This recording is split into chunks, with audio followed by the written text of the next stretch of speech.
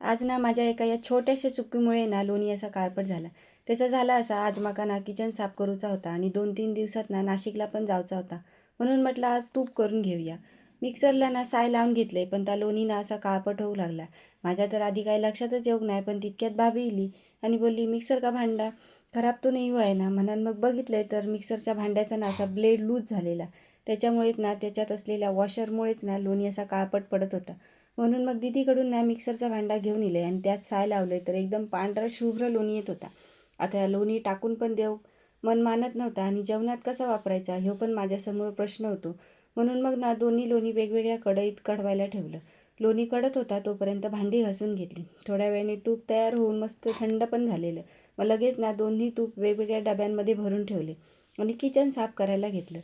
पूर्ण आधी ना किचनची स्टाईल घासून घेतली. आज करू उद्या करू अशा रेटारेटीच्या कामांमुळे ना माझा गॅस किती खराब झालेला तो बघा. पितांबरी टाकून बघितलंय आणि घासून बघितलंय, पण डाग काय जात नव्हते. मग दीदीने सांगितले आणि खाण्याचा सोडा आणि विनेगर टाकून थोडा वेळ तसाच ठेव. मग मी पण तसाच केलंय.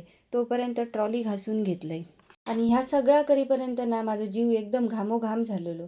म्हणून मग मी भावाक म्हटला, जा बाबा वाईच काहीतरी थंड काहीतरी घेऊन ये. म्हणून मग ना त्यांनी स्प्राईट घेऊन इलो. त्याच्यामध्ये ना जलजिरा टाकून स्प्राईट पिऊन घेतले आणि त्याच्यानंतर ना गॅस घासून घेतले.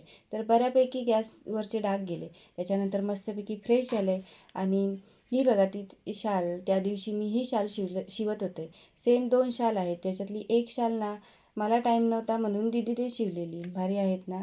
व्हिडिओ काढून घेतले आणि शाल भावाकडे दिले, कारण दोन्ही शाल गावाला द्यायचे आहेत आणि आज भाऊ गावाला चालला. भायान पण आपली बॅग पॅक केल्यान, जेवण घेतल्यान, गोलूक आणि बाकीच्या सगळ्यांका टाटा बाय बाय केल्यान आणि आज तो गावात गेलो.